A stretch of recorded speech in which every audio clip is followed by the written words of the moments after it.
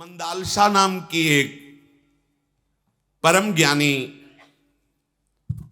स्त्री स्वरूप में ऐसी जो बड़े बड़े परमहंसों ने सम्मान किया है इनका, मंदालसा जी।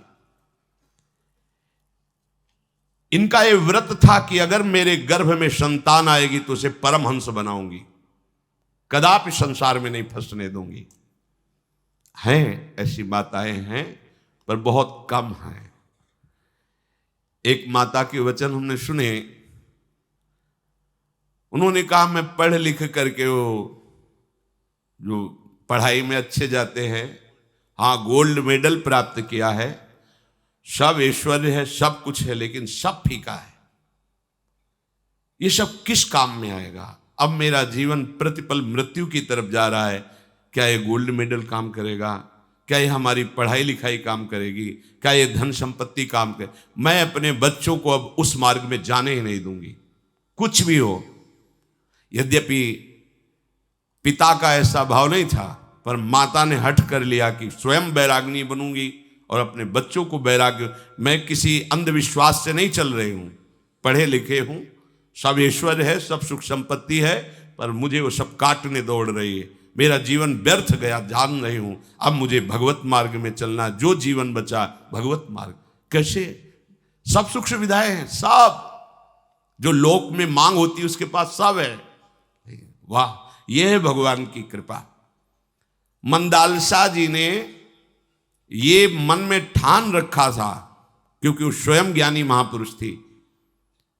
ये भगवत भक्ति, ये ज्ञान, ये परम पद कोई शरीरों के अनुसार से नहीं कि वो स्त्री है वो पुरुष है, ऐसा नहीं।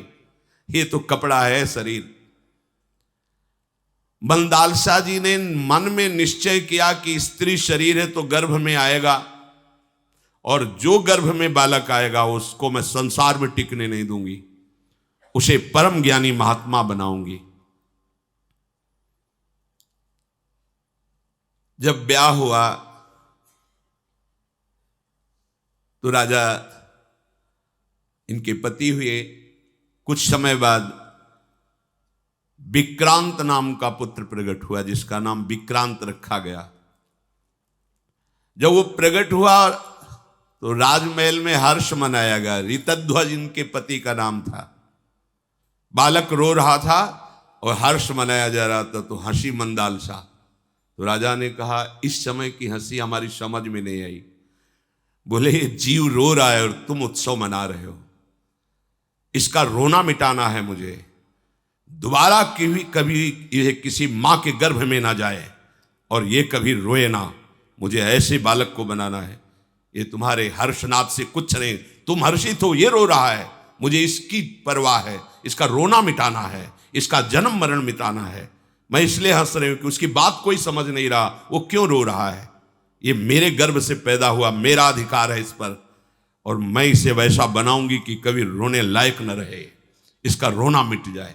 बलिहारी है ऐसी मां की, कोई बिरला ही मां होती है ऐसी।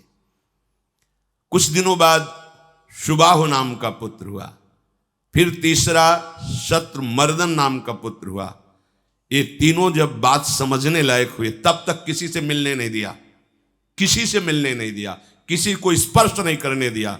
स्वयं सेवा की, महल का दरवाजा बंद, और केवल स्वयं राजा से कहा कि अगर आप हमें प्रेम करते हैं और हमारा अधिकार मानते हैं अपने पर, तो हमारी ये प्रार्थना है कि आप इनको दुलार नहीं करेंगे, इनको परिचय नहीं बताएंगे कि मैं तुम्हारा पिता हूं, मैं इनको शिक्षा दूंगी। किसी को देखने नहीं दिया, किसी से मिलने नहीं दिया, और बचपन से ही संस्कार डाले।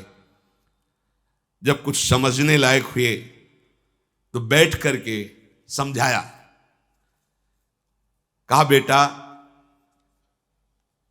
ये जो तुम इस संसार में आए हो ये दुखमय है, दिखाई देता है रमणीय। रमणीय माने बहुत अच्छा, मानो सुख मिलेगा।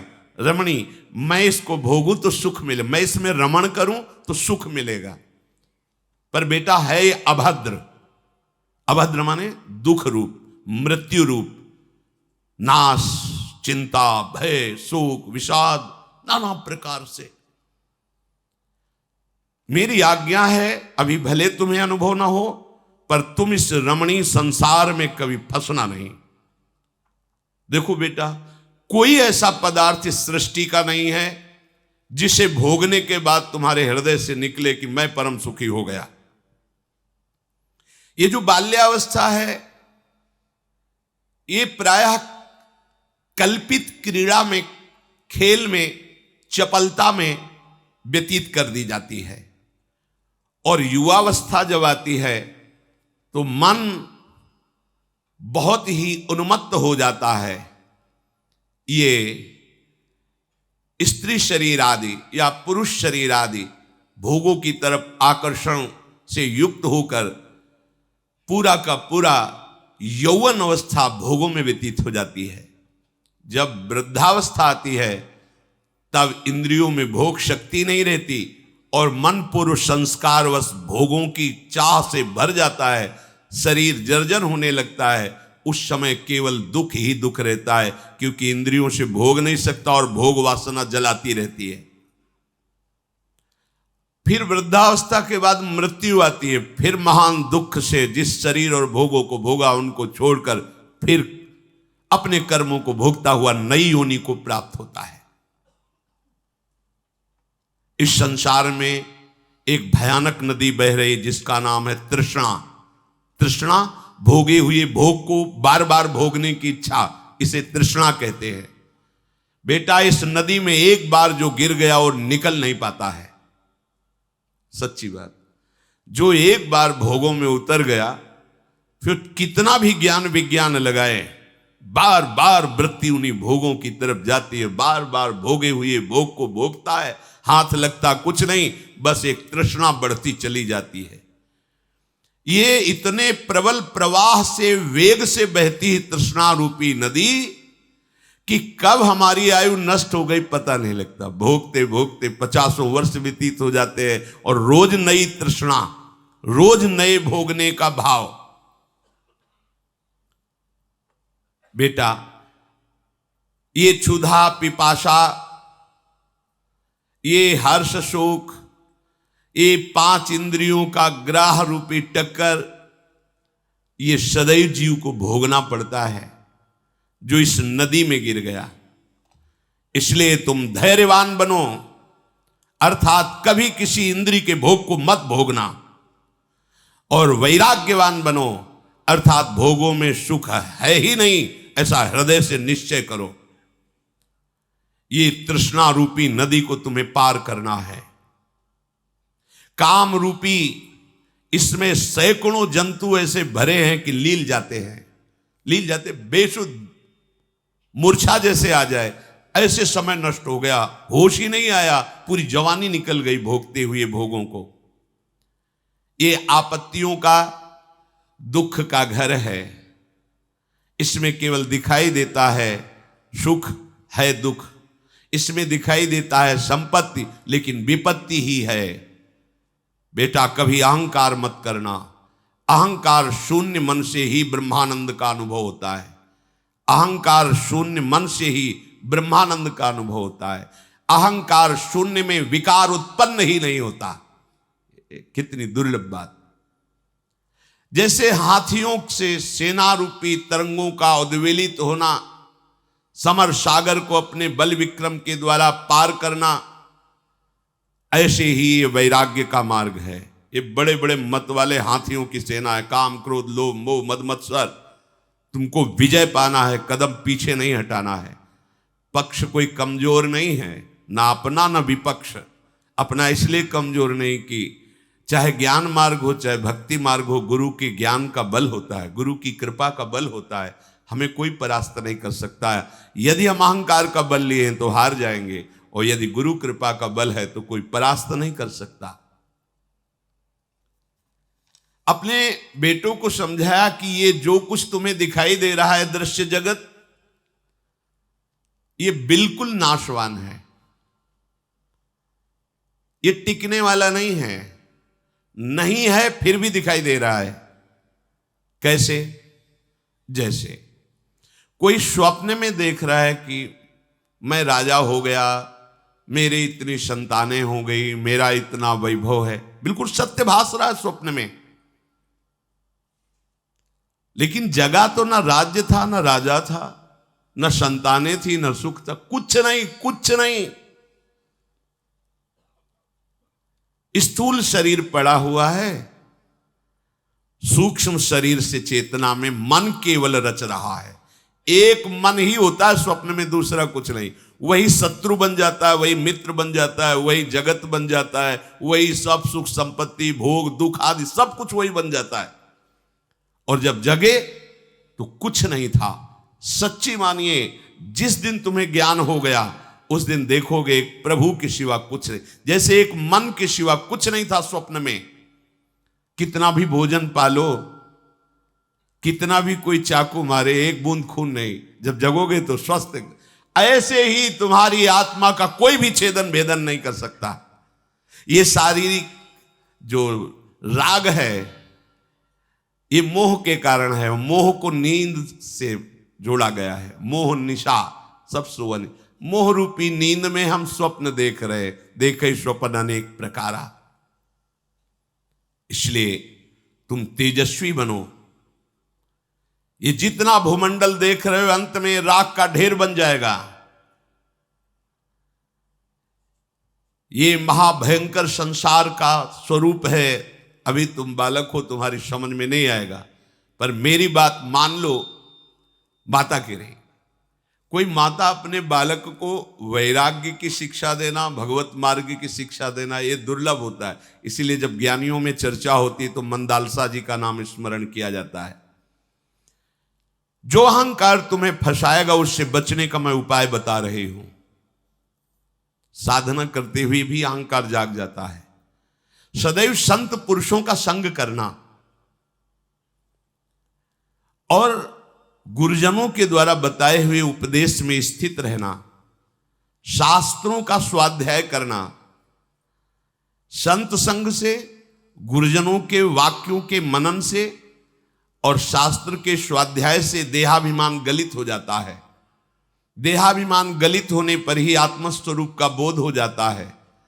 आत्मस्वरूप का बोध होने पर परब्रह्म परमात्मा साक्षात्कार की वो दिव्य आनंदमयी वृत्ति उसके हृदय में जागृत हो जाती है। जिसके हृदय में परमात्मा साक्षात्कार की वृत्ति जागृत होती है वो पूरे संसार में आनंद पूर्वक विचरता है। कोई भी घटना उसे शोक प्रदान नहीं कर सकती। ये स्थिति का वर्णन। कोई भी भोग सामग्री सामने होने पर उसमें कामना पैदा नहीं कर सकती। देखो, यह है भगवत साक्षात्कार का स्वरूप। कोई भी घटना शोकित नहीं कर सकती जिसको भगवत साक्षात्कार हो गया है। कोई भी भोग सामग्री उपस्थित सामने है पर भोगने की इच्छा नहीं जागृत हो सकती। ना कोई शुभ ना कोई अशुभ, उसके अंदर कोई चाह नहीं रह जाती। संसार में सब कुछ करते हुए भी वो अकर्ता रहता है। वो किसी पक्षपात में नहीं होता। आत्मस्वरूप में जो स्थित महापुरुष है उसका तन मन कर्म सब पवित्र होता है।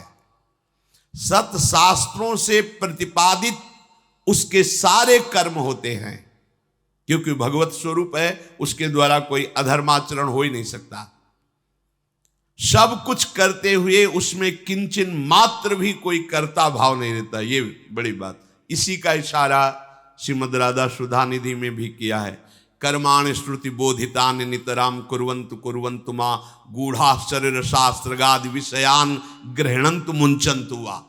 वो विषय सेवन करे या त्याग दे, शास्त्र के अनुसार कर्म करे या ना करे, कोई फर्क नहीं पड़ता, क्योंकि वो स्थिति को प्राप्त महापुरुष है।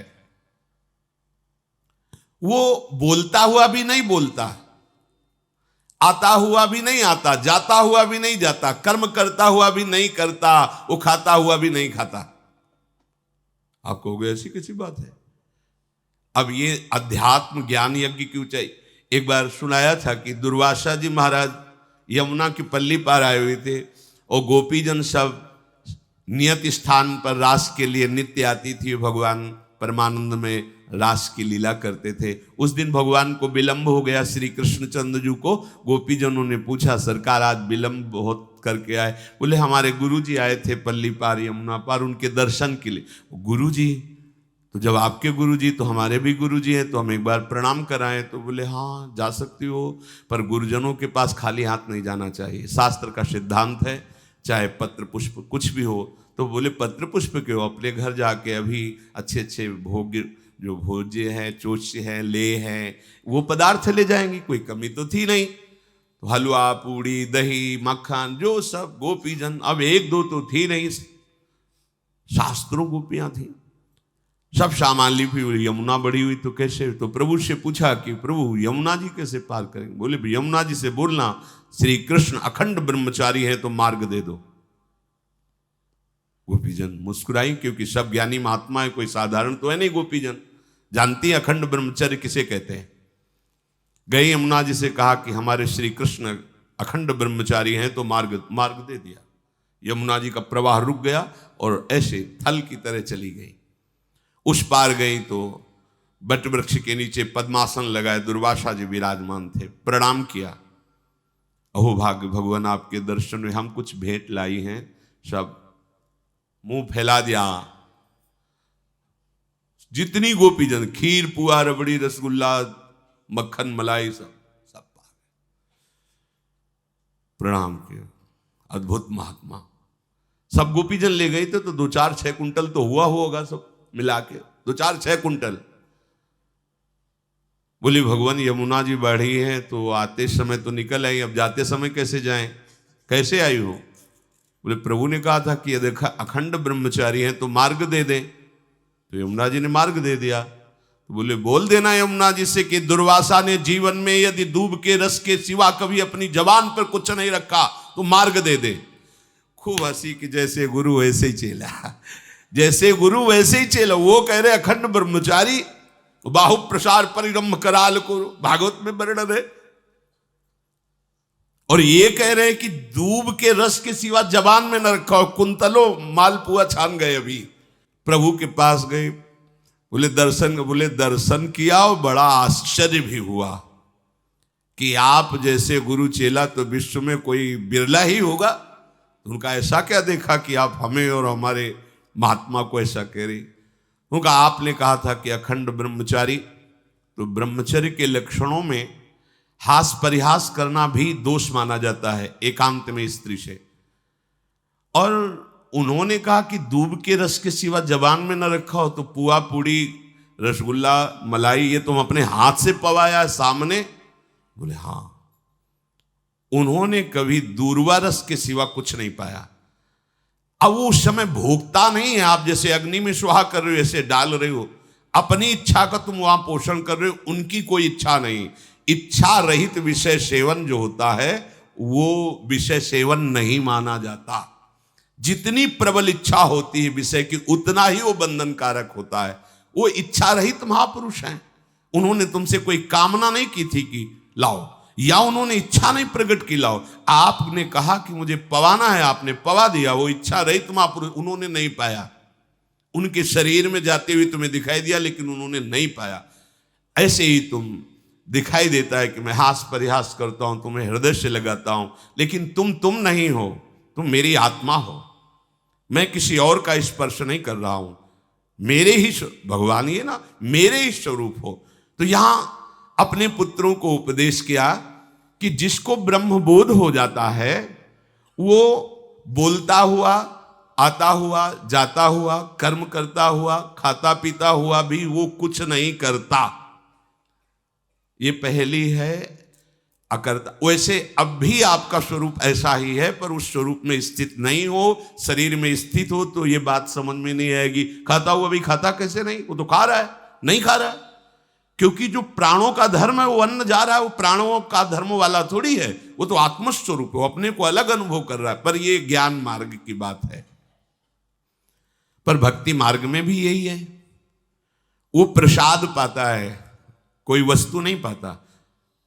जो भोग अर्पित हुआ उस ठाकुर जी श्री जी का प्रसाद है। प्रसाद को प्रसाद भाव से, एक खीर है, रबड़ी, इस भाव से पाओगे बंध जाओगे। ये प्रसाद है हमारे प्रियालाल का। तो प्रसादे सर्व दुखा नाम हानि रस्यो। प्रसाद महामंगल मोद प्रकट करके देह भाव का नाश करता है। वहां अहम से समर्पित होकर के अभेद भाव से ब्रह्म स्वरूप में स्थित हो गए। यहां अहम को समर्पित करके प्रेम भाव में स्थित हो गए, जो ज्ञान भाव से भी श्रेष्ठ है।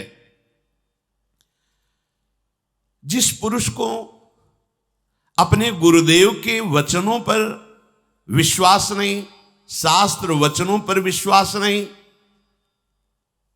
उसका अनुभव ऐसा नहीं हो सकता। जब गुरुदेव के उपदेश की एक वाक्यता आपके निश्चय की मिले, तब मानना की बात हो गई। जो गुरुदेव के वचन वही अनुभव, जो शास्त्र के वचन वही अनुभव, वो निरंतर अभ्यास के द्वारा अपने स्वरूप में स्थित हो जाता है। भारी से भारी विपत्ति आवे या संपत्ति आवे, उस तत्वज्ञानी महापुरुष के हृदय में कोई फर्क नहीं पड़ता। चाहे वो मूर्खों से घिरा रहे या विद्वानों से घिरा रहे, कोई फर्क नहीं पड़ता। बिल्कुल ठीक ऐसा ही राधा सुधा निधि में है कि वो बहिर्मुख पुरुषों का भी संग करे तो कोई फर्क नहीं पड़ता, क्योंकि आपकी दृष्टि में बहिर्मुख पुरुष है और वो अपने आत्मस्वरूप में, अपने आराध्य देव में स्थित है। इसलिए परम पुरुषार्थ की सिद्धि के लिए, उस परम पद को प्राप्त करने के लिए तुम्हें अपने मन से संबंध हटाना होगा। मन से संबंध, आगे चल करके इसका वर्णन करेंगे। सब कुछ त्याग देते हैं पर मन से दोस्ती नहीं त्याग पाते। मन से दोस्ती की बात क्या, मन में तदात्म भाव, मतलब मैं ही हूं मन। देखो अपने लोग बर्ताव कैसे करते हैं, जो मन ने मांगा वो उसको देना ही देना है, और मन को देना है ऐसा नहीं, मुझे भोगना है। बस यही घोर अज्ञान है। आपने सब कुछ त्याग दिया है पर इसका त्याग नहीं कर पाए तो कुछ त्याग नहीं हुआ। एक चूडाला नाम की परम ज्ञानी महापुरुष थे, उनके पति राजा थे। वो कोशिश करती कि इनको समझाऊं और आत्मज्ञान में स्थित करूं। तो जब वो उनको उपदेश देती तो उनके मन में आता ना कि है तो मेरी भार्या ही, तो कहते अपना ज्ञान तो अपने पास रख। और वो राजा थे। एक दिन जब रोज उपदेश दिया जाता है तो कभी न कभी तो प्रभाव पड़ता है। एक दिन उन्होंने कहा, तो तुम देख नहीं पा रहे हो, तुम्हारी यौवन अवस्था वृद्धावस्था की तरफ जा रही हो, तुम मृत्यु के नजदीक पहुंच रहे हो, ज्ञान शून्य हो, तुम्हारा जीवन धिक्कार योग्य हो जाएगा। राजन सावधान हो जाओ। इस शरीर में आसक्ति, स्त्री शरीर में आसक्ति, भोगों में आसक्ति, ये तुम्हारी दुर्गति कर देगी। हम तुम पर दया करके कह रहे हैं कि आप सावधान हो जाओ। उनको लगा कि छोड़ो राजपाट और वैराग्य धारण कर लो। ये प्राय रोज हमको बोलेंगी, और बात भी सही है। शरीर तो नाशवान है ही, आज नहीं तो कल नष्ट होगा। मुझे इनकी बात मान लेनी चाहिए। अगर उनको ये बात समझ में आ जाती कि जो हमको वैराग्य प्रदान कर रही उसी के आगे हाथ जोड़कर बैठ जाए कि अब आगे क्या करना है, तो कहीं नहीं जाना पड़ता, वहीं सब कुछ बोध प्राप्त हो जाता। क्योंकि बोध संपन्न महापुरुष थी चूडाला। अब वो छोड़ दिए राज्य। उनका नाम शिखित ध्वज था। पहाड़ों में जाके एक कुटिया बनाई, झोपड़ी कुश की, और घोर वैराग्य से रह करके भगवत चिंतन का अभ्यास करने लगे। पर अशांत चित्त रहता, बार बार मन में राज्य कैसा चलता होगा, इतना मुझे प्रेम करने वाली मेरी भार्या कैसे रहती होगी, मेरे पुत्र, मेरी प्रजा में क्या होता होगा। अंदर जलन, अशांति। जब दुचित होता है तब अशांति बहुत होती है। दुचित कबहु परितोष न लाही। इधर घोर वैराग्य से रहना और अंदर से राग, इस बात का। अब चूडाला जी सिद्ध पुरुष थे, उन्होंने विचार किया कि पत्नी भाव से तो समझ नहीं पाए, इनको सुख पहुंचाने के लिए इनका पूज्य भाव धारण करना पड़ेगा हमें, क्योंकि पत्नी पे पूज्य भाव नहीं होता। देखो उत्तम बात यह है कि जहां से हमें ज्ञान मिले, जहां से हमें भगवान की प्रीता मिले, हम ये नहीं कहते कि तुम उनका चरणामृत उतारो, पर अगर वो भाई है या पत्नी है या कोई भी है, वहां मन से उसको गुरु रूप से वर्ण कर लेना चाहिए। जैसे बिल्वमंगल जी ने चिंतामणि को गुरु रूप से वर्ण किया कि अगर चिंतामणि ने सदुपदेश न किया होता, हमारे साथ कटु व्यवहार न किया होता, तो आज मैं श्री कृष्ण प्रेम को नहीं प्राप्त होता। पर प्रायः होता है नजदीक के संबंधों में ऐसी पूज्य भावना नहीं बन पाती है, बड़ा उपदेश करती है तो पत्नी ना, ये भाव नहीं होना चाहिए। अगर ठीक उपदेश मिल रहा है तो मेरे भगवान इस रूप में आकर उपदेश कर रहे हैं, मेरे गुरुदेव भगवान यहां से बोल रहे हैं, ऐसा भाव रखना चाहिए। अब वो विचार करके एक सुंदर ऋषि रूप धारण किया और आकाश मार्ग से उनके सामने से उतरी। जिसको वास्तविक ब्रह्मबोध हो जाता है, सारी सिद्धियां हाथ जोड़कर उसकी सेवा में खड़ी होती है। जैसे श्रीमद राधा सुधानिधि में श्री राधा किंकरीणाम लुठति चरणयूर अद्भुता सिद्धि कोटि, राधा दासियों के चरणों में करोड़ों अद्भुत सिद्धियां लौटती रहती हैं। आकाश अब ये क्यों दिखाया? क्योंकि श्रद्धा बनेगी ना। आकाश मार्ग से ऋषि वेश में उन्हीं की पत्नी चूडाला उतरी उनके साथ, हाथ जोड़कर खड़े हो गए, अर्घ दिया, साष्टांग दंडवत की और कुशासन दिया और कहा हमें आपको देखकर ही इतना आनंद हो रहा है कि आज हमारे भाग्य खुल गए। मेरा हृदय जल रहा था वैराग्य में रहने पर भी, पर आपके दर्शन से अद्भुत आनंद। हे ऋषिवर, आप हमारा अर्घपाद स्वीकार करके विराजमान होइए। चूडाला ने कहा राजन, जो ऋषि रूप में है, हमें प्रेरणा हुई कि मैं आपको कुछ बोलूं कि आपकी श्रद्धा हमारे पर है, क्योंकि प्रथम हृदय श्रद्धा जो करे, बिना श्रद्धा के उपदेश ठीक नहीं रहता। ऊषर में बीज बो देने के समान है। आरत अधिकारी जब पावें गूढ़ तत्व न साधु दुरावें। चूडाला ने कहा राजन, तुमने अभी सर्व त्याग नहीं किया, इसलिए तुम्हारे हृदय में शांति नहीं और ना कभी हो सकती है। बात पकड़ लीजिए। तो उन्होंने कहा सर्व त्याग आप कैसे कह सकते हैं कि मैंने नहीं किया? अपने राज्य का त्याग किया, अपने बंधु बांधवों को त्याग किया, अपनी प्रिय भार्या का त्याग किया, पुत्रों का त्याग किया, राज सुखों का त्याग किया, और आप कैसे कह रहे हैं कि आपने सर्व त्याग नहीं किया? तो राजन, आप विचारवान हैं, विचार करके देखिए। राज्य आपका है, आपने रचना की है राज्य की, प्रजा आपने बनाई है? नहीं। धन आपने पैदा किया है? नहीं। ये शरीर आपने बनाया है? नहीं। फिर आपका था क्या जो आपने त्याग किया? ये धन, स्त्री, गृह, राज्य, भूमि, छत्र, बंधु बांधव, ये आपके थे ही नहीं, तो आपने त्याग क्या किया है? कैसे आप अपने को त्यागी मान रहे कि मैं सर्व त्यागी हूं? राजन, जो त्याग करना चाहिए वो आपने त्याग नहीं किया, इसीलिए आप शोक रहित नहीं हुए। तो राजा सिक्किध्वज ने कहा कि हे ऋषिवर, यदि आप ऐसा मानते हैं कि राजपाट मेरा नहीं, धन धान्य परिवार मेरा नहीं, तो ठीक ही मानते, क्योंकि मेरी भी समझ में आ गया वो मेरा नहीं था, तो मेरा क्या त्याग? तो ठीक है, इस पर्वत में बनी हुई ये गुफा, ये कुटिया और ये वन, मैं इसका परित्याग कर रहा हूं, अब विचरण करूंगा। तो उनका फिर गलती कर रहे हो, ये पर्वत आपने बनाया, आपने मान लिया कि पर्वत मेरा है, ये गुफा आपने बनाई, ये तृण आपने बनाए, तृण की पर्णकुटी आपने बनाई, तृण तो आपने नहीं बनाए, ये वृक्ष आपने बनाए, ये भूमि आपकी है, आपने क्या त्याग किया? हाँ, ये भी बात ठीक है। तो मतलब ये त्याग करना भी सर्व त्याग नहीं होगा। आपका जो है वो त्याग करो, तभी सर्व त्याग माना जाएगा। अच्छा, तो ये वन, ये गुफा, ये कुटिया मेरी नहीं, तो मैं जिस आसन पे बैठा हूं, ये जो मेरा कमंडल है, ये जो मेरी माला है रुद्राक्ष की, मैं इसको ग्रहण करता हूं, इसीलिए सर्व त्याग नहीं हुआ ना, इसको भी त्याग करता हूं। फिर वह और का कमंडल की रचना आपने की है, रुद्र अक्ष की माला की रचना आपने की है, ये आसन आपने सृष्टि में प्रकट किया है। हाँ, नहीं, तो फिर जब तुम्हारा है नहीं तो त्याग किस बात का?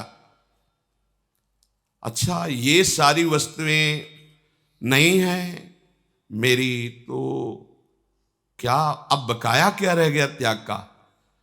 अच्छा तो मैं अपने शरीर को पर्वत से गिरा करके नष्ट कर दूंगा, क्योंकि शरीर को तो सर्वत्याग माना जाएगा। फिर हंसी और कहा, राजन चिरकाल तक इसी देहाभिमान में तुम शोकित हो रहे हो। यह देह तुम्हारी रचना है क्या? तुमने इसमें क्या बनाया है? इस बेचारे को नष्ट करने की बात तुमने कैसे सोच ली? जब तुम रचना नहीं कर सकते तो नष्ट करने का अधिकार तुमको कैसे मिला? ये तुम्हारा है क्या? ये शुद्ध ज्ञान की बात पत्नी रूप से समझा रही थी तो समझ में नहीं आया, ऋषि रूप से समझा रही। अभी तुम सर्वत्याग परमानंद की प्राप्ति की व्यर्थ बातें करो, क्योंकि सर्वत्याग तुम में नहीं है। सीखी द्विज बोले कि सर्वत्याग में ये रक्त मांस में शरीर, अगर इसको नष्ट कर देते तो मेरा त्याग नहीं माना जाएगा। ऋषि रूप में उन्होंने कहा, बेचारे निरपराध शरीर को क्यों आप मारना चाहते हो? इसने आपका क्या बिगाड़ा है? तुम अज्ञानी प्रतीत होते हो। शरीर को मैं मान रहे हो, मेरा मान रहे हो, फिर उसको नष्ट करना चाहते हो। यह अज्ञान का लक्षण है। बेचारा जड़ शरीर वैसे ही वो मरा हुआ है, मूक आत्मा है, उसको मारना क्या है? आपकी अभी बुद्धि ठीक नहीं है। अब पत्नी रूप से तो नहीं कह सकती थी ना, इसलिए ऋषि रूप से। आप जो ये शरीर की त्याग की बात कहते हैं, ये अपराध माना जाता है। बिल्कुल नहीं, वो तुम्हारा है ही नहीं। कमल लोचन राजन, शरीर का त्याग कर देने पर भी सर्वत्याग नहीं माना जाएगा, क्योंकि दूसरा शरीर मिल जाएगा। सर्वत्याग वही है कि जन्म मृत्यु का चक्र मिट जाए। तो हे देव, फिर किसका त्याग करना त्यागी कहा जाएगा? ये जन्मादि कर्मों का बीज क्या है? किसका त्याग करने पर आप मानेंगे कि मैं सर्वत्यागी हो गया हूं? तो उन्होंने कहा, साधु स्वभाव नरेश, इस शरीर का, राज्य का या कुटिया का, धन संपत्ति का त्याग वास्तविक त्याग नहीं है, क्योंकि वो आपका है ही नहीं। जब तक आप इस जगत में विचरण करने वाले मन का त्याग नहीं करेंगे, तब तक आप त्यागी नहीं माने जाएंगे। जो पीछे मंदाल शाह जी अपने पुत्रों को उपदेश कर रहे हैं कि तुम इस मन का त्याग कर दो।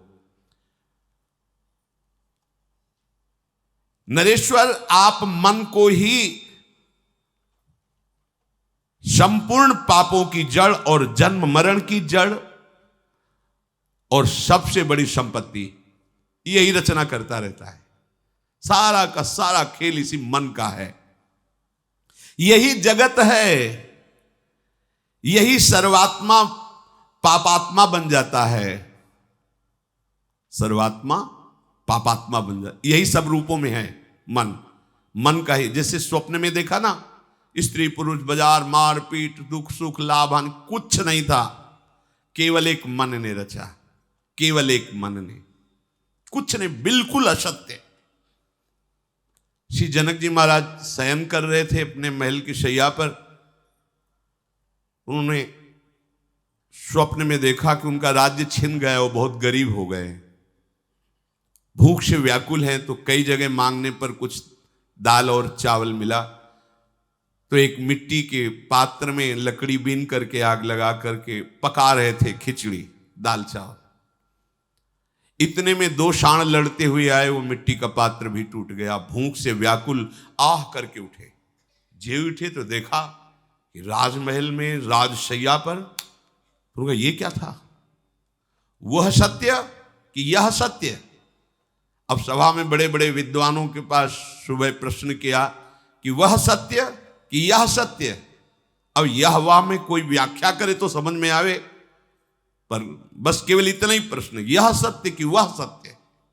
अब कौन बड़े बड़े विद्वान, उन्होंने कहा किसी को नहीं जाने देंगे जब तक हमारे प्रश्न का उत्तर नहीं होगा, क्योंकि सबका भरण पोषण राज दरबार से होता था। एक तरह नजरबंद, नजर कैद। उसमें अष्टावक्र जी के पिताजी भी थे, कोहट ऋषि।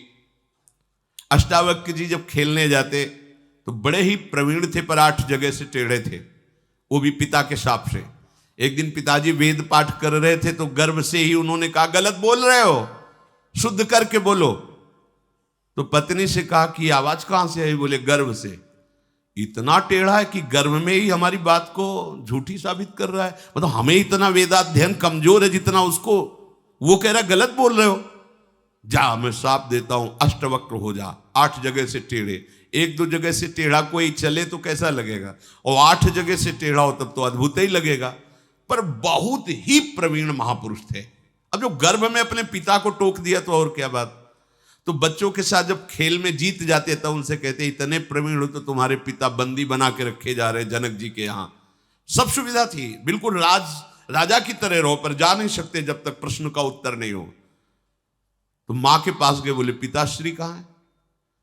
उनका मत पूछो, तुम हमारे इकलौते लाडले लालो, वहां जाओगे तुमको भी नजर कैद कर लिया जाएगा। नहीं, अभी 9 कुमार ही थे। जब पता चला हठ के द्वारा, हठ किया तो माता ने बता दिया कि महाराज जनक जी के यहां ऐसा। तो सभा में गए तो उनको देख करके ही सब हंस दिए, क्योंकि चाल 8 जगह से टेढ़ा शरीर। तो गए, बोले सुना था विदेहराज की सभा है, मुझे यहां विदेहराज की सभा में एक भी विदेह नहीं नजर आया। और बड़े उपहासात्मक शब्द बोले। तो जनक जी ने कहा आप ऐसा कैसे कह सकते हैं? तो बोले आप लोग हंसे काहे को? बोले वो तो आपके शरीर को 8 जगह से वक्र देख करके, आपकी चाल से। तो ये देह भाव है कि विदेह भाव है? ये देह भाव है कि विदेह भाव है? सब देहात्मदर्शी हो और बड़ा ज्ञानियों की सभा कही जाती, पूरी सभा को। अब बात तो सही थी। हाँ बोल जनक, तेरा क्या प्रश्न? ऐसा कोई जनक जी से बोले, ये गुरु हैं अष्टावक्र जी जनक जी के, सीधे शब्दों में, भी 9 किशोर अवस्था। बोल जनक तेरा क्या प्रश्न है? तो उनका ये सत्य कि वो सत्य। बोले ना ये सत्य ना वो सत्य। बोले व्याख्या कीजिए। तो बोले जो तूने स्वप्न में देखा वो जागृत में असत्य हुआ, और जो जागृत में देख रहा था वो स्वप्न में असत्य। जो कुछ ही क्षणों में जिसकी सत्ता नहीं, वो सत्य कैसे हो सकता है? उतरे सिंहासन से चरणों में, महाराज असली बोध मुझे कब प्राप्त होगा? बोले घोड़े की रकाब पर पैर रखकर पीठ में बैठने में जितना समय लगता है, उतने में तुझे ब्रह्मबोध प्रदान कर दूंगा। उतने समय में ब्रह्मबोध। अष्टावक्र जी ऐसे महापुरुष। चूडाला जी ने अपने पति से, जो ऋषि रूप में है, कहा कि सर्व त्यागी वही कहा जाता है जो मन का त्याग कर देता है। अब ये बड़ी समस्या है। अपने लोग तो मानते थे त्यागी वैरागी सन्यासी अपने शरीर को खूब सजा धजा के, कपड़ा लत्ता, घर परिवार छोड़ दिया है। पर यहां वास्तविक त्याग किसे माना जाता है? जो मन का त्याग कर देता है, मन से ही अपना संबंध हटा देता है। ये वीर बहादुर कोई गुरु कृपा पात्र कर सकता, दूसरा नहीं। सृष्टि पूरी इसी से चल रही है। मन ही बंधन और मोक्ष का कारण है। अब आप देख लीजिए, मन अगर हट कर ले कि इस फूल को देखना है, तो आप आंख मूंदोगे तो फूल सामने खड़ा कर, सामने ऐसे ले आएगा। उसको आंख मूंदने से कोई मतलब नहीं, वो बहुत प्रवीण है, पूरी पिक्चर सामने खड़ी कर देगा और इतना व्याकुल कर देगा आपको कि वहीं ले जाएगा, वही करवाएगा। और वैसे ही चराचर जगत को फांसे हुए एक मन। जैसे वृक्ष का बीज और बीज में वृक्ष, उसी तरह मन में पूरा संसार और संसार में मन। बस यही बंधन का कारण है। राजन, आप देख रहे हो सब कुछ त्यागने के बाद भी जल रहे हो। जैसे कई प्रश्न आते हैं कि बड़े बड़े अधिकार और पदों में कि मेरा मन अशांत है, जलता रहता है। ये मतलब जहां शांति की खोज कर रहे थे वो सब होने पर भी शांति नहीं, अर्थात शांति कहीं और है। वो है श्री भगवान के श्री चरण, वो है प्रभु का नाम, प्रभु की लीला गायन, प्रभु के चरणों की भक्ति।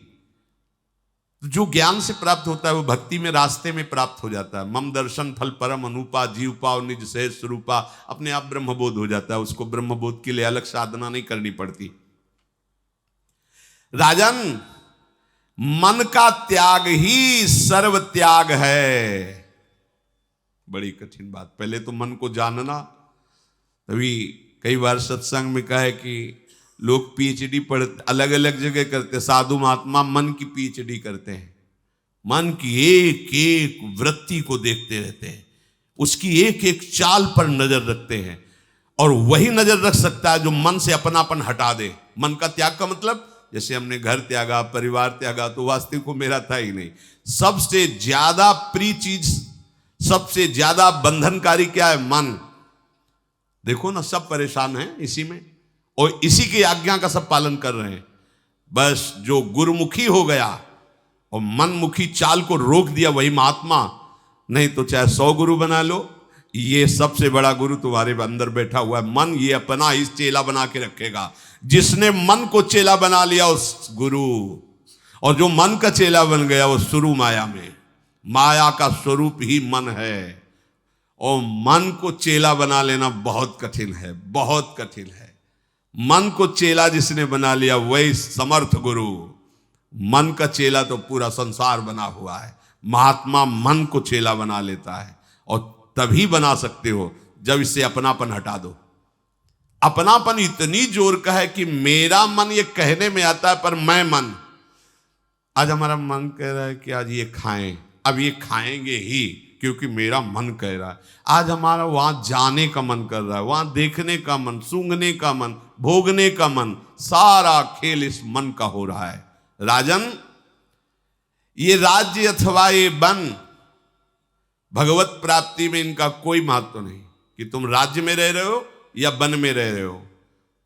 तुम्हारा मन कहां है? राज्य में है, वन में है, तो प्रकृति में ही तो है। मन से अपनापन हटाओ तो तुम्हारा स्वरूप जागृत हो जाएगा। इस मन के ही अपनापन के कारण तुम बंधे हुए हो। जैसे जाल से व्याकुल मछली को मछुआरा पकड़कर मार देता है, ऐसे विषय जाल फेंक करके जीव को फंसा करके मन मार देता है, मार देता है। जेलें भरी हैं इसी मन की मार से। जितने भी रोग हैं इसी मन की मार से पैदा होते हैं। जितनी दुर्गतियां इसी मन। बोले ऐसा तुमने क्यों किया? बोले बहुत समझाया, मन नहीं माना, गलती हो गई। अब गलती क्या? अब तो 20 साल सजा काटो, जाके जाओ भोगो जाके। भयानक रोग, भयानक पीड़ा, भयानक दंड, थोड़े से अपराध का वर्षों तक भोगना पड़ता है। ये सब क्या? मन ने विषय जाल फैलाकर मुझे फंसा लिया, और जैसे मछुआरा मछलियों को मार देता है, ऐसे वो हमारी दुर्गति किए दे रहा है मन। मन। तो उन्होंने कहा कि मुझे ये समझ में नहीं आ रहा कि मन को कैसे त्यागूं, मन को कैसे त्यागूं। तो उन्होंने कहा कि मन का कार्य है वासना को फेंकना। यदि तुम उसकी फेंकी हुई वासनाओं में मत फंसो तो मन का तुम त्याग कर पाओगे। समझ रहे हो? प्रायः सत्संग में बात कही गई कि मन बिना तुम्हारी स्वीकृति के कुछ नहीं कर सकता। उसका काम है तुम्हारे सामने विषय फेंकना। अब वो इंतजार करेगा तुम्हें मनाने का, बहुत सुख मिलेगा। देख ले, इस बार तो बहुत आनंद तुम्हें दिलाएंगे। बस तुम हां बोलो, जहां हां बोले तहां वो तुमको फंसा के ऐसे दलदल में खड़ा कर देगा जहां से निकल नहीं पाओगे। इसीलिए गुरु कृपा पात्र जन बिल्कुल इस दुश्मन से सावधान रहते हैं, मन की फेंकी हुई वासना से सावधान रहते हैं। ये भगवत कृपा है जो आपको सुनने को मिल रही। नहीं, ये बातें अध्यात्म की, परमार्थ की हमारे कानों तक नहीं पहुंच पाती हैं, और हम केवल मन के विलास की पूर्ति के लिए ही अगर जाते हैं तो संतों के पास केवल मन के विलास की पूर्ति के लिए। और संतों के पास किस लिए जाया जाता है?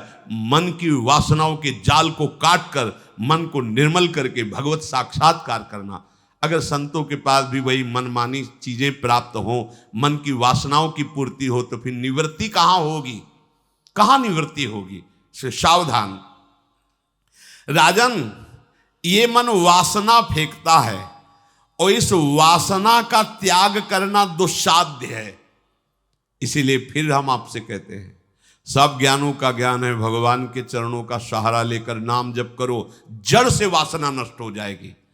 तुम्हारे ज्ञान विज्ञान की इतनी समर्थ वृत्तियां नहीं हैं कि असत है तुम असत बोलोगे पर उसी में रमण करोगे। ध्यान धर लेना। वो एक महात्मा बड़े दयालु थे, पक्षियों की भाषा जानते थे, तो पक्षियों को बुलाया और कहा तुम सब याद करो मेरी बात। बहेलिया आएगा, दाना डालेगा, जाल बिछाएगा, फंसना नहीं, याद करो सब। हाँ बोलो, हमने क्या बोला? बोले बहेलिया आएगा, दाना डालेगा, जाल बिछाएगा, फंसना नहीं। ठीक। महात्मा जब स्नान करके लौट रहे थे तो हजारों पक्षी जाल में फंसे थे, वो बोल रहे थे बहेलिया आएगा, जाल बिछाएगा, दाना डालेगा, फंसना नहीं। अरे बोले मूर्खो, तुमको ये पाठ करने के लिए नहीं बोला था, समझाया था, फंस गए तुम। बस हमारा ज्ञान इतना ही है, संसार सब असत। अरे भैया ये सब माया है। देखो ना, आप स्मशान की तरफ जा रहे हो तब आप देखना, वहां से जब लौट रहे हो ना, भैया रो मत, जितने हैं उनको संभालो, सबको मरना है। पर वो होश नहीं, बस वही बहेलिया आएगा, दाना डालेगा, जाल बिछाएगा, फंसना नहीं। ज्ञान की बातें कर रहे हो, फंसाओ उसी में फंस रहे हैं। तो हे राजन, मन की वासनाओं का त्याग करना बहुत कठिन है। तो मन की वासनाओं का कैसे त्याग करें? तो इसका मूल है अहंकार। बहुत सुंदर ज्ञान का उपदेश किया है। मन हमें किससे फंसाता है? वासना से। और वासना कैसे हमको आकर्षित करती? अहंकार से। मैं पुरुष हूं, अगर ये अहंकार ना हो तो किसी भी माई बहन में आसक्ति नहीं होगी। मैं स्त्री हूं, इस अहंकार देहाभिमान के कारण ही हमारी अन्यत्र आसक्ति होती है। मैं भोगता हूं, इसी भाव से हम हर विषय को भोगते। ये खास शुद्ध बात। इस मन की वासना का मूल क्या है? तो बोले अहंकार। अहंकार ही इसका मूल है। अतः आप इस अहंकार को जड़ सहित उखाड़ फेंकिए और आप देखिए आपके हृदय आकाश में ब्रह्म प्रकाशित हो रहा है। सिखी ध्वज ने अपनी ऋषि जो उपदेश करे उनके अनुसार वैसे ही चिंतन प्रारंभ किया तो देखा कि अंतःकरण धर्म में अहंकार स्फुरित हो रहा है। मैं नहीं हूं। उसी क्षण उनकी कृपा से ब्रह्मबोध को प्राप्त हुए। तब उन्होंने कहा कि राजन, मैं और कोई ऋषि नहीं हूं, तुम्हारी पत्नी चूड़ाला हूं। उस समय पत्नी रूप में थी तो हमारी बात नहीं समझ पा रहे थे। अब हृदय से आनंदित हुए और राज्य में लौट गए, ब्रह्मबोध प्राप्त करा। ऐसे ही माता मंदालसा ने अपने पुत्रों को उपदेश किया, शुद्धोष रे तात न तेस्ति नाम कृतम हिते कल्पनयाधुनैव पंचात्मकम देह मिदम न तेस्ति नैवाश्रितम रोदिश कस्य हेतु। बेटा, तुम शुद्ध आत्मा हो, तुम्हारा कोई नाम नहीं, तुम्हारा कोई रूप नहीं। ये शरीर ये कुछ समय के लिए प्राप्त हुआ है, ये कल्पनात्मक है, ये अभी मिला है। ये पंचभूतों से रचित शरीर तुम नहीं हो, ये तेरा नहीं है। तुम रोना बंद करो, जागो। शुद्धोष बुद्धोष निरंजनोषी, तुम शुद्ध बुद्ध माया रहित आत्मस्वरूप हो। ये संसार माया है। संसार निद्रा में ये नाना प्रकार की मनमानी कल्पनाएं करके हम फंस गए हैं। इसलिए पुत्र, इसी बाल्यावस्था से तुम महल से निकलो और एकांत सेवन करते हुए अपने आत्मस्वरूप को प्राप्त हो।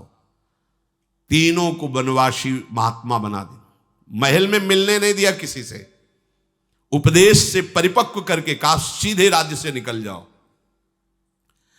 मदालसा जी के जब चौथा पुत्र हुआ अलर्क, तब राजा ऋतध्वज ने कहा कि आज तक मैंने आपको कभी कोई बाधा नहीं पहुंचाई, पर मैं हाथ जोड़कर प्रार्थना करता हूं आप अपना उपदेश बंद करें। इस बालक को मेरे लिए सुरक्षित रहने दीजिए, मेरे राज्य का पालन होगा, मेरे वंश का पोषण होगा। आपकी मनमानी हो गई, 3 को उपदेश कर दे। उन्होंने कहा हमारा नियम, हमारा दृढ़ संकल्प कि मेरे गर्भ में जो बालक आएगा उसे मैं भगवान का भक्त या ज्ञानी महात्मा बनाऊंगी। तो उनका मेरी भी प्रार्थना है, अगर कुछ भी संबंध मेरे से रखती हो तो इस बालक को उपदेश मत देना। उनका देखो, उपदेश क्या होता है, जब हम उस बात में रमे होते हैं फिर हम बोले तो उसका प्रभाव पड़ेगा। अब ब्रह्म बोध है नहीं, वो ब्रह्म ज्ञान की बातें करे तो बात नहीं बनेगी। भगवत प्रेम है नहीं, भगवत प्रेम की बातें करे तो सामने वाले के ऊपर प्रभाव नहीं पड़ेगा। और वो तो खुद ब्रह्म बोध संपन्न महात्मा मंदालसा जी, उन्होंने कहा ठीक है मैं उपदेश नहीं करूंगी, आप इस बालक को अपने ढंग से पालिए। और रेशम के महीन कपड़े में एक श्लोक लिखा और अंगूठी बनाई और उसको पहना दी। जब थोड़ा बोधवान हुआ, थोड़ा जानकारी, तो उनका बेटा, पता नहीं ये शरीर रहे ना रहे, लेकिन जब तुम्हें भारी विपत्ति पड़े तो इस अंगूठी को खोल लेना, और इसमें मैंने कुछ लिखा है, तब तक मत खोलना। जब विपत्ति पड़े तो इसे खोल लेना और इसको पढ़ लेना और इसको भाव को समझ लेना, तुम सदा सदा के लिए विपत्ति रहित हो जाओगे। अपना काम उन्होंने कर दिया, श्लोक लिख करके अंगूठे में रख दिया। अब अलर्क जी उनका नाम हुआ, चौथे पुत्र का। अब अलर्क जी को राजा ने संसारिक सुख भोगों की शिक्षा दी, जैसे राजा को दी जाती है। अलर्क जी को बाल्यावस्था से जैसी शिक्षा मिली थी, राज्यासक्त होने लगे, भोगों में आसक्त होने लगे। कुछ समय बाद जब वो राज पदवी पर बैठे, उस समय वन में मंदालसा जी अपने स्वरूप में स्थित भगवत चिंतन पर बीच बीच में चिंतन आता कि अगर पूरी यौवन अवस्था निकल गई भोगों में तो फिर बोध नहीं होगा। इसलिए बोध नहीं होगा कि बहुत काल तक इंद्रियों का अभ्यास भोगों में होने के कारण मलिन अंतःकरण हो जाता है। मलिन अंतःकरण में भगवत मार्ग की बातें फिर कम समझ में आती है, अभी समझाना चाहिए। तो उन्होंने वन में खोज की, बड़े पुत्र को ढूंढा, ब्रह्मानंद में छके हुए, जटाएं बाल सब जंगल में। उनका बेटा एक हमारी गुरुदक्षिणा है, उनकी गुरु माँ ही थी, क्या है आदेश कीजिए। तो उनका जाओ और अलर्क को उपदेश करके उसको भी भगवत प्राप्त बनाओ। मेरा संकल्प था कि मेरे गर्भ से प्रकट हुआ कोई भी पुत्र दोबारा संसार में जन्मेगा नहीं, ये मेरा संकल्प व्यर्थ चला जाएगा। अलर्क जी राज्य भाव में मगन थे। ये बड़े पुत्र गए, गांव नगर के बाहर रुके और कहा राजा को सूचना दो कि कोई ऋषि उनसे मिलना चाहता है। वो आए मिलने, प्रणाम किया। तो उनका तुम्हें पता होना चाहिए कि संसार नाशवान है, यहां शाश्वत कुछ नहीं है। ये राजमद का त्याग करके प्रभु का भजन करते हुए आत्मस्वरूप का आप अपना उद्धार कीजिए। बोले बाबा जी हो, तुम्हें भिक्षा चाहिए तो ले लो, ये उपदेश की कहीं और दो जा करके। हम कोई ऐसे वैसे घर के नहीं, हमारे 3 भाई बहुत बड़े महात्मा हैं और माँ हमारी संपूर्ण ज्ञान से युक्त बोध संपन्न महापुरुष है। मुझे ज्ञान की जरूरत नहीं है, मैं अपने पिता के दिए हुए राज्य में धर्मपूर्वक शासन करता हूं, मुझे कहीं जाने की जरूरत नहीं। उन्होंने विचार किया कि इसका कैसे कल्याण होगा, अभी बात तो समझेगा ही नहीं। उनका सुनो, मैं और कोई नहीं, तुम्हारा बड़ा भाई हूं और इस राज्य पर बड़े पुत्र का अधिकार होता है राजा बनने का। मैं आदेश करता हूं राज्य त्यागो और वन में जाकर के अध्यात्म स्थिति को प्राप्त करो, अब मैं राज्य शासन करूंगा। तो उनका ये बातें किसी और को सिखाओ जा करके। हमने राजनीति अच्छी तरह पढ़ी है, विरक्त होने के बाद गुरु की संपत्ति का अधिकारी होता है, पिता की संपत्ति का अधिकारी नहीं। आप अपने गुरु पर दावा कर सकते हो जाकर के कि मैं उनका शिष्य हूं तो उसकी संपत्ति का अधिकार मिल सकता है, लेकिन पिता की संपत्ति का नहीं, क्योंकि आप निवृत्ति मार्ग के परख है, आपको राज्य अधिकार कानून से भी नहीं मिल सकता। बिल्कुल करेक्ट बात। अब इतने प्रवीण माँ से पैदा हुआ तो भले राजा बना हुआ है, पर कोई ऐसे बुद्धू थोड़ी है, शास्त्र ज्ञानी और राजा। अब उन्होंने अंतर में चित्तवृत्ति मां से जोड़ी और पूछा कि अब प्रतिकूलता ही एक उपाय है जिससे इनको ज्ञान दिया जा सकता है। तो उनका ठीक है, आप प्रतिकूलता की रचना करो। ज्ञानी समर्थ होता है, जो आत्मस्वरूप में स्थित होता है समर्थ होता है। तो उन मंदालसा जी के जो भाई थे, अर्थात इनके जो मामा, वो काशी नरेश थे, वो काशी ज्ञानियों की नगरी, जाके बताया कि अब प्रतिकूलता ही औषधि है जिससे अलर्क को हम परमात्मा बोध करा सकते हैं। आक्रमण करो, पूरी सेना सजाओ, आसपास से राज्य को घेर लो, कई और राजाओं को मित्र बना करके आक्रमण कराओ और इसको बलहीन करो, घुटने पे लाओ इसको, फिर हम उपदेश करेंगे, ऐसे ही नहीं मानेगा। प्रतिकूलता ही वो अस्त्र है जो भगवत मार्ग में आगे बढ़ाती है। मंदालसा जी ने जो संकल्प किया था उसकी पूर्ति के लिए चारों तरफ से आक्रमण हुआ। अब असावधान और सावधानी से आक्रमण किए हुए में अंतर होता है। अगर पहले से सूचना हो जाए तो सावधानी, बिना मार काट करके, क्योंकि निजजन ही थे, तो सबको बंदी बना लिया गया और इनको घुटने के बल किया गया। जब इनको विपत्ति पड़ी तो याद आए कि मां ने कहा था कि अगर कोई संकट पड़े तो इसमें वो बात लिखी हुई जो सब संकटों से बचा लेगी। तो उनका कुछ समय मुझे एकांत दिया जाए। मामा ही थे, ठीक है मैं राज्यच्युत हो गया हूं, पर मुझे एक कुछ क्षण एकांत, फिर आप हमें कैद कर लेना। जीता हुआ राजा हारे हुए राजे के साथ जैसा चाहे वैसा बर्ताव कर सकता है। एकांत में वे अंगूठी खोली, उस अंगूठी में लिखा हुआ था संगः सर्वात्मना त्याज्यः साचेत्युक्तम न शक्यते शासद्भिः सह कर्तव्यः सताम संगो हि भेषजम कामः सर्वात्मना हेयो हातुम चे शक्यते न सह मुमुक्षाम प्रति तत्कार्यम सैव तस्यापि भेषजम। ये श्लोक मंदालसा जी ने लिख के अंगूठी जे भी पढ़ा, उसका अर्थ ये है कि परम सुख और शांति के लिए किसी का भी संग नहीं करना चाहिए, किसी का भी संग नहीं करना चाहिए। किसी का संग ना करने की सामर्थ्य संत महापुरुषों के संग से प्राप्त होती है। शासद्भिः सह कर्तव्या सताम संगो ही भेषजम। सताम, संतों का संग ही वो महान औषधि है जो तुम्हें हर संग से बचा लेगी। कामनाओं को सर्वथा त्याग देना चाहिए, पर वो कामना की त्याग की वृत्ति तभी आती है जब एक नवीन कामना कर ली जाए, इसी जन्म में मुझे भगवत प्राप्ति करनी है, इसी जन्म में मुझे आत्मज्ञान प्राप्त करना है, मोक्ष पद प्राप्त करना है। इस कामना से सब कामनाओं को मिटा दो और संत संग से हर संग को मिटा दो, तुम परम सुख और शांति को प्राप्त हो जाओगे। उसी समय सुबाहु सामने आए। अब क्या विचार है? बोले अब हम समझ गए, माताजी ने हमें पहले ही उपदेश दे दिया था पर हम समझ नहीं पाए। ये राज्य, ये पद प्रतिष्ठा अब मुझे नहीं चाहिए और मुझे कहीं संत ढूंढना ही नहीं।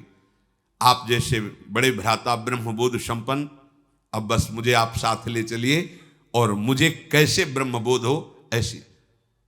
ले गए माता के पास और वो शुद्ध ब्रह्मबोध संपन्न महापुरुष, जे ही दृष्टि पड़ी और उपदेश किया, तू शरीर नहीं, तू अंतःकरण नहीं, तू स्वभाव नहीं, तू प्राण नहीं, बस नहीं नहीं तो जो है उसमें स्थित हो गए। मोक्ष मूलम गुरु कृपा, मां रूपी गुरु की कृपा से चारों पुत्र ब्रह्मबोध संपन्न महापुरुष हुए। तो भगवान कहते हैं कुछ ऐसे भक्त हैं जो अभेद भाव से मेरा भजन करके ज्ञान के द्वारा मेरे को प्राप्त होते हैं। शेष चर्चा आगे। श्री राधा वल्लभ।